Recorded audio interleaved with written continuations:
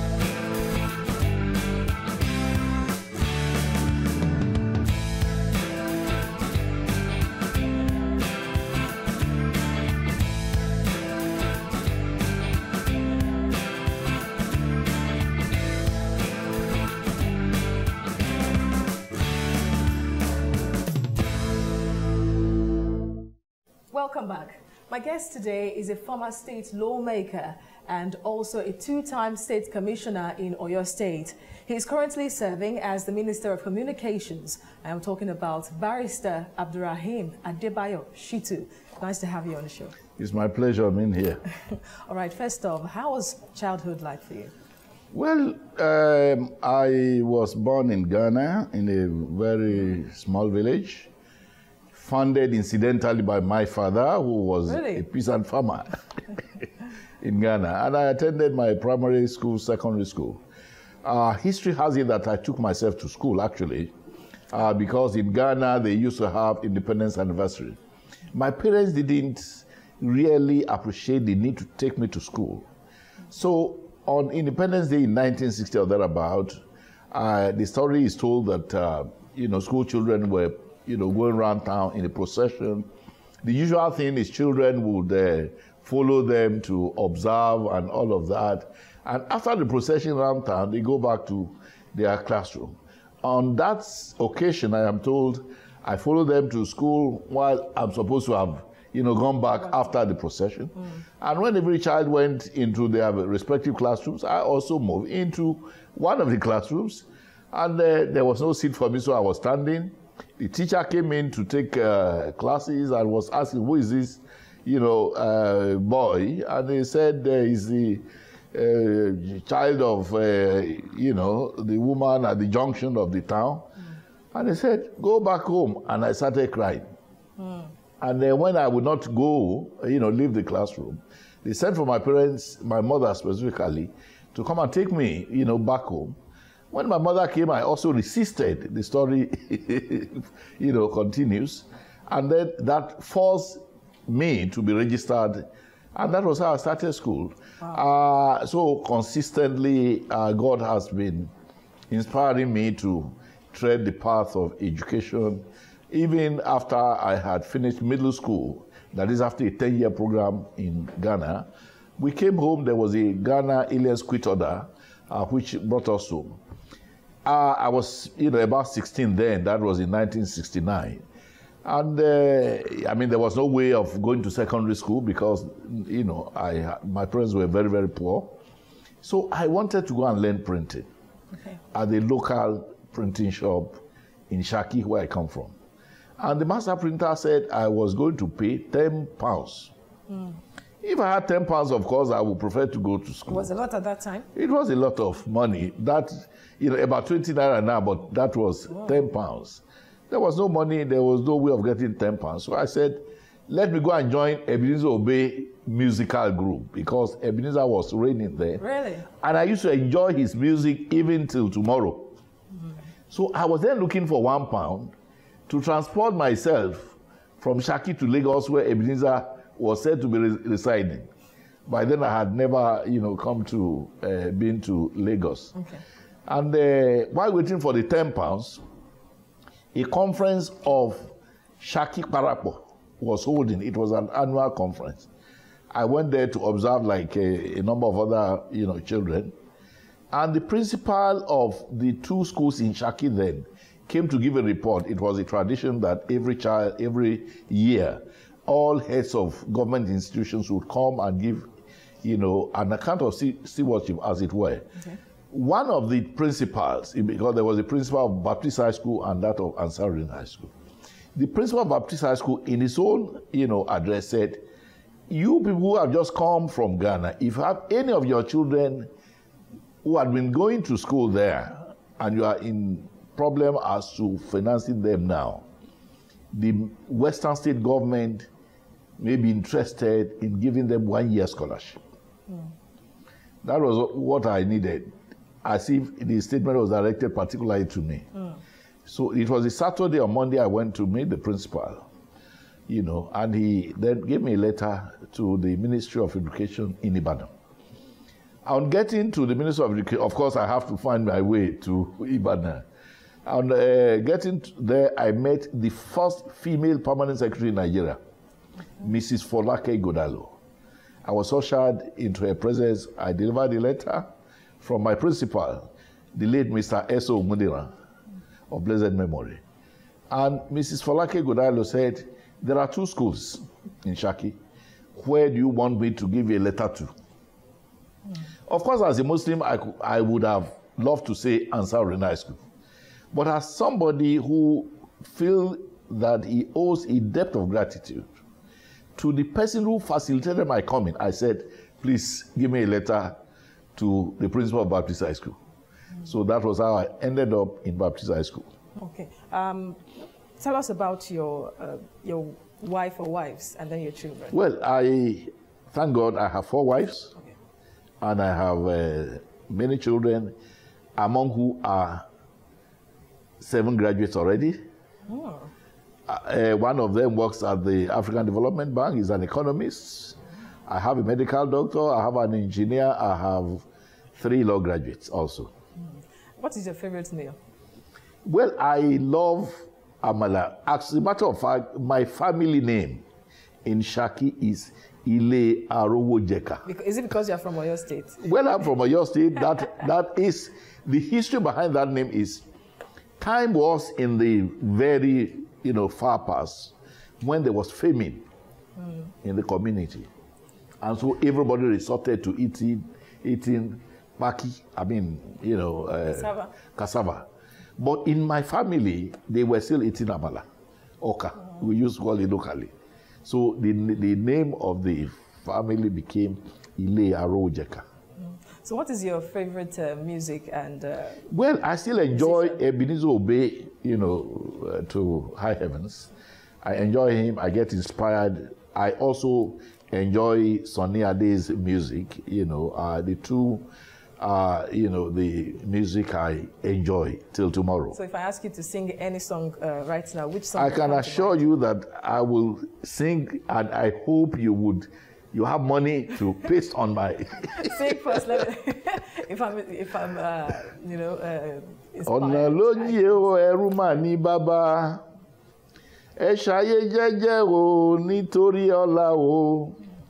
Bó jẹ́wọ́ ló lè ní lòpọ̀ ẹ kó dára, ẹlòmíràn ń bọ̀ tí ó lọ́jọ́ ọ̀la. Yé má dánwò, rọra má dánwò, yé má dánwò, rántí ọ̀la o. I don't have money to spray you, but you have to spray me. I can clap for you. Well done. Do you drink alcohol? I don't. As a Muslim, you never tasted it? No, I never. Okay. I know you're an author. How many books have you written so far? I've written about 13 books, but 7 standard ones, and I can mention the more popular ones. The most popular book is Muslim Prayers for Everyday Success. It's a book I had written since 1985 or thereabout, and it's very, very popular among all classes because it's a book about prayers. But you see, while I was also in the University of Ife, I had written 3 books. As a student? Even as a student, I had written 3 books. Okay. And the books are still in circulation. The first one is An Introduction to Islam. The second one is Islam and Christianity, why the conflict? The third one, Islamic ideology, path to democratic socialism in Nigeria. So where is your favorite holiday destination? I would say I don't go on holidays. You don't? It's been work, work, work. So how do you relax? Well, I relax whenever I am able to catch sleep. That's it. I don't have time to go on holidays, and I can describe myself as somebody who is constantly in struggle. Okay, do you belong to any social club or clubs? Honestly, I am patron to more than 30 groups, 30 Really? organizations. Wow. But I am not a club person. I see myself more as having a fatherly figure to all people who believe in clubs and who participate in forming clubs.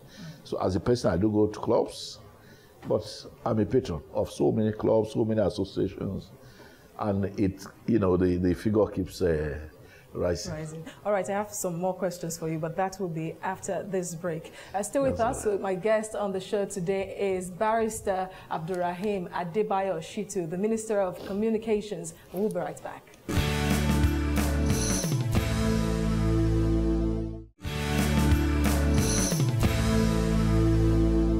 Welcome back. My guest on the show today is the Honorable Minister of Communications, Barrister Abdurrahim Adebayo Shittu, and he's been talking to me about his life experiences since childhood. Thank you for staying with me on the show. It's my pleasure. All right, you've been in active politics for so many years. Why the special interest? About 40 years. Wow. I became a lawyer in 1979. But even before that time, Providence had brought me in contact with the late sage of Nigerian politics, Chief Obafemi Awolowo, Baba Jeremiah. Around 1977, while I was still in the University of Ife, the military, in preparation to cede power to politicians, made an announcement that they were soon to lift the ban on politics. Up to that time, I was not interested in politics. I mean, it never occurred to me that I would ever be a politician. So when that announcement was made, Chief Awolowo started going around to his old political allies to sensitize them and, to the forthcoming lifting of the ban on politics. By Providence, I was on holidays in Shaki, my hometown, when Chief Awolowo visited Shaki. So I sneaked into the place because the meeting was for very old people, his old political allies. Somehow I found myself there. He made a long address, greeted them, and said also all kinds of things. And said also, if you have any of your children who shows interest in politics, please encourage them. It was as if he was addressing me, whereas he was not conscious that I was even present at the meeting. When we left that statement, I then decided that this statement that Chief Awolowo said, what do I do? I said, I need advice. At that time, Dr. Lateef Adegbite, the late Dr. Lateef Adegbite, was the only Muslim commissioner in the Western state who had been playing the role of a father for the entire Muslim community of the then Western state. So when I said, Chief Awolowo came to Shaki, and I happened to be there when he made this statement that if there are children of that community who were interested in politics, they should be encouraged. So I said, I don't know, I want you to advise me. If Dr. Lateef Adegbite had said, don't mind Chief Awolowo, that would have been the end of it for me. But he said, well, it's a very good statement. Maybe Chief Awolowo himself entered politics at your age. So it is worth trying. When I heard that, my spirit was high, and I said, okay, my next move is to go and look for that Chief Awolowo himself. Of course, he was surprised to see me. Where do you come from? Who are you? What's your? I said, I'm a student of Ife. I come from Shaki. on so day you came to Shaki, I happened to have been there. And you made this statement. In pursuance of it, I've come to show my interests to participate in politics. He was excited, he welcomed me. Of course, he was surprised that somebody who was barely 23 at that time would have the courage to come and meet him and discuss politics. So he encouraged me, said, I'll give you 2 instructions. When you go back to Ife, go and look for Chief Wumi Adegmamire, who is the general manager of Ife Bookstores Limited. He's my ally. He comes to meetings every weekend, committee of friends meetings. Tell him I say, whenever he's coming, he should bring you along. Next, when you go back to Shaki, go and tell my leaders of my party there that you have come to see me, and I said that they should give you all the support. I did it 2 things. So from that moment, I became the first and only student and youth member of Committee of Friends, which metamorphosed into the Unity Party of Nigeria. All right, and then you broke another record when you became the youngest lawmaker in Oyo State House of Assembly. Consequent upon that interaction, I then showed interest in contesting for the House of Reps. Oh. So my first choice was for House of Reps. But not somehow, House of Assembly. Not House of Assembly. I wanted to go to House of Reps. But somebody who is also a respected is late now from my place. He went round behind me to say that his own nephew, also from Shaki, who is a lawyer, is already practicing in Lagos. At that time, the National Assembly was in Lagos. Okay. He then convinced the elders that they should allow his nephew to contest the House of Reps, so that since I am a much younger person, I should contest House of Assembly. Okay. I didn't have a choice. I had to take it like that. That became a blessing in disguise because it was so easy for me not only to win the election. Of course, my elderly colleague, lawyer Razak Apalara, also won for House of Reps. But it became much easier for me to distinguish myself in the Oyo State House of Assembly. And then, of course, later on, you also served with, former Governor Ladoja as well. Exactly, much later. And right now, you're a minister. So what is the difference, really, and then between serving at the state level and then at the federal level? It's a world of difference. The perspectives are different. The maturity level is different. The challenges are also different. I mean, with all sense of humility, I can say that being a minister of, not just a minister now, with due respect to all my other colleagues in different ministries, but being minister of communications, I think is the greatest thing that has happened to me, and is the greatest thing that can happen to anybody who is interested in public affairs. And I'll give you an example of what I mean. Okay.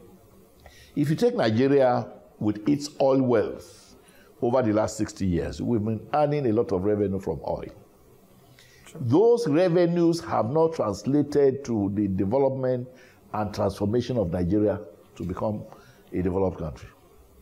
And yet you have so many other countries without petroleum. Some don't even have land for agriculture. But using ICT, they have developed and surpassed Nigeria in all indices of development.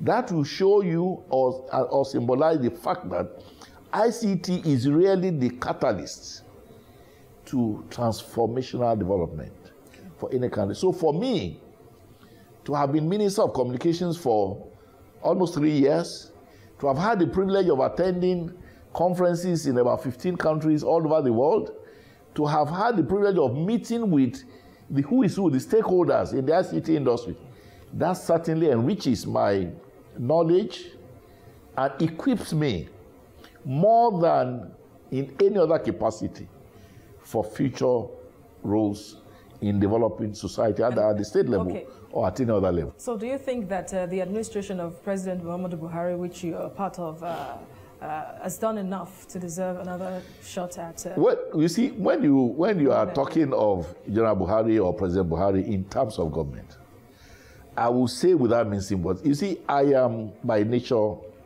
a very sincere person. I don't tell lies. I don't cut corners. I don't pretend to be what I am. I don't deceive people. But from an insider's perspective, and having been an active participant in politics in Nigeria over the last almost 40 years, I can say without mincing words that the Buhari administration has been the best that we've had. And I'll tell you a few facts. A lot of people will not want to hear it, but they must, whether they like it or not, they must listen to the truth, which are verifiable truths. The last budget of the previous administration in the area of roads infrastructure was 19 billion for infrastructure, Ministry of Works, the last budget of the last administration. In 2017 alone, the budget of infrastructure in Nigeria, particularly roads, Federal Ministry of Works, was 265 billion naira.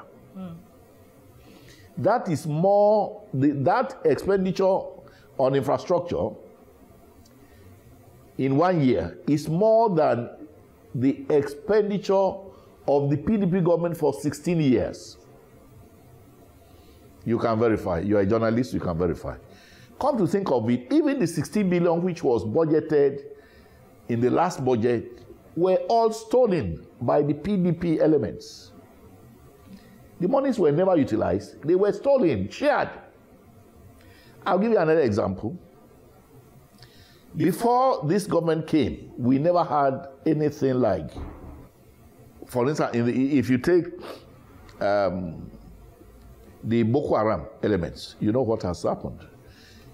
Before this government came on board, the PDP administration of President Jonathan had gone to the National Assembly to appeal for approval of $1 billion to buy arms and ammunition to confront the Boko Haram. That money was approved, and not one gun, not one ammunition was bought. The money was simply shared by both the military collaborators and the PDP elements.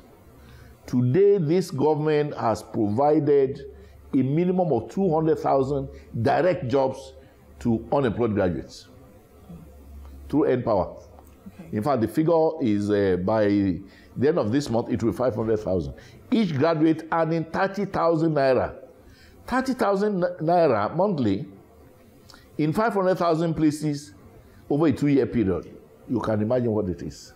All right. Several such things which I've not had. Then I don't know what else, why you have to think twice before voting for the re-election of such a government. Okay, what is the relationship between you and Governor Abiola Ajimobi?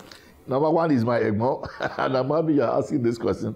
He's my senior brother because, with due respect to him, his father, the late Alhaji Gani Ajimobi, I had the privilege of being a member of the same State House of Assembly as his late father. His father took me as his own son at that time.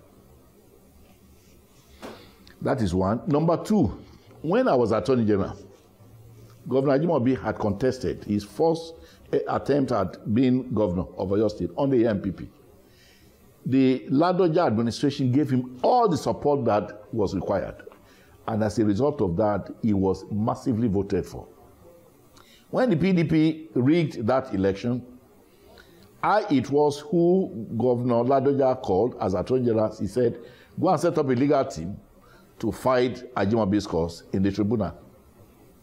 I did. I engaged lawyers. We spent 25 million naira to fight the case. Again, it was compromised by the PDP and some other elements. And then we went to the Court of Appeal again. Again, we spent money. So from that perspective, we had become friends. Coincidentally, in 2011, when he was contesting under ACN, I also contested for the same seat under CPC. He won the election. I congratulated him as a sportsman. and then, but with a determination to, challenge him again. So in 2015, we had become APC. Again, we were together in contest. A number of things happened at that time. I had to go to court. So is it all a rumor that, because we're hearing that all is not well between both of you, and that's what... Well, you see, from my own perspective, and I've said it, if you look at today's Nation newspaper, I was quoted as having said there are a lot of people around the governor who do not want us to come together and to be one. People keep giving him this wrong impression that if he allows Adebayo Shittu to succeed him, that Adebayo Shittu will send him to jail. I never said any such statement anywhere. And I've challenged him. He unfortunately, he believes. He believes all this, blackmail and, unfortunately he believes, but I believe that at the appropriate time, things will get sorted out. It is in his own interest that I should succeed him. Because the way APC is in Oyo State, if you follow what has happened over the last 3 months, if you like, in Oyo State, if I don't get the tickets for the governorship, there's no how APC would win Oyo State. Why do you say so? Because of a number of things, among which is the fact that the way the congresses were conducted, a lot of people have left, and they are determined to ensure that anybody other than me that he endorses and is giving the ticket, they will fight such a person. But the APC seems to be divided in Oyo State. That's what I'm saying. You see, the division is because of the way and the manipulations that occurred during the party congresses. But I remain a stand member of APC, and I am saying, and I do know, and anybody who will be sincere would also know that I'm the only one who if I get the ticket, will be able to bring back all those who have left in protest. If we defeated Ladoja by only about 30-something thousand votes, and now we are so divided as we are, it will take somebody who is respected across board like me. And I dare say that I'm the only one in APC who can win Oyo State for the party. So in essence, you're contesting. You can take that for granted. I will contest because I know that I'm going to be the next governor. Right. By the grace of God. All right. Thank you very much for featuring on our show today. Thank you so much. Thank you. All right. That's the show for this week. Our guest today was the Honorable Minister of Communications, Barrister Abdurrahim Adebayo Shittu. For inquiries and every other question you have, send all of them to the Sunday interview at tvcnews.tv. Until I come your way next week, I am Azizat Olaoluwa. Bye for now.